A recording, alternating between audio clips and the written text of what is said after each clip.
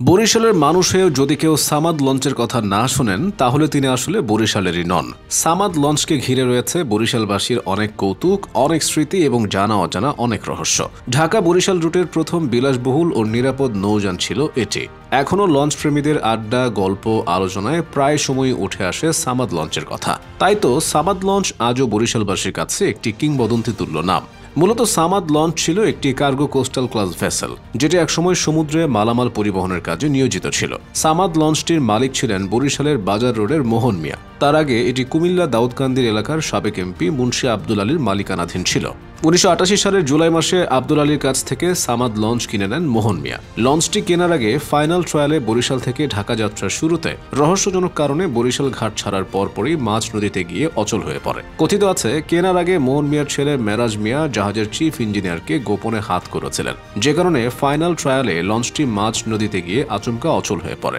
সঙ্গত কারণে জাহাজটির দাম কমে যায় এবং মোহন মিয়া সেটি কিনে নেন। এর আগে 1971 সালে মুক্তিযুদ্ধের ভারতীয় বিমানের কীর্তনখোলা নদীতে ডুবে যায় একটি কার্গো কোস্টাল ক্লাস ভেসেল। স্বাধীনতার পর বরিশালের এক ব্যবসায়ী নিজ খরচে সরকারের কাছ থেকে চ্যানেল ক্লিয়ারের শর্তে উঠানোর অনুমতি পান। জাহাজটি উঠিয়ে তিনি সেটি উচ্চ মূল্যে বিক্রি করেন কুমিল্লার দাউদকান্দির তৎকালীন এমপি মুন্সি আব্দুল আলীর কাছে।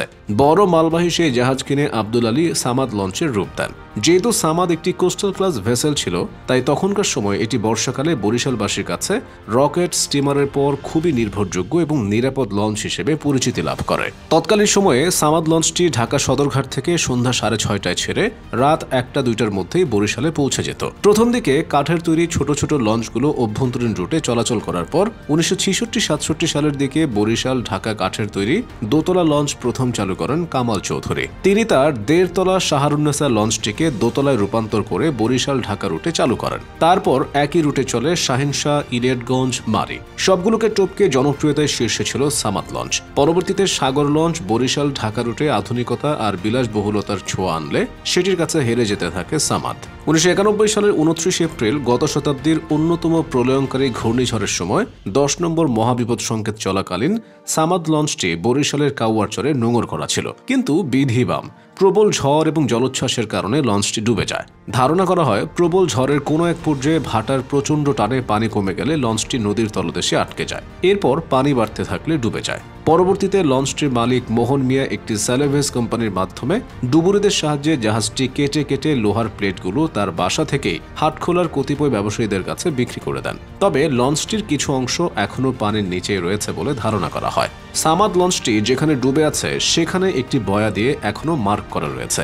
আজও এই লঞ্চের ধ্বংসাবশেষের উপর দিয়েই লঞ্চে বরিশালে যেতে হয়। এভাবেই পরিসমাপ্তি ঘটে ঢাকা বরিশাল রুটের একসময়ের জনপ্রিয় লঞ্চ এমভি সামাদ লঞ্চের, যা আজ কেবল ইতিহাস। যে কীর্তনখোলা নদীর বুকে কিংবদন্তি এই লঞ্চটির জন্ম, সেই কীর্তনখোলা নদীতেই ঘুমিয়ে গেছে এই লঞ্চটি।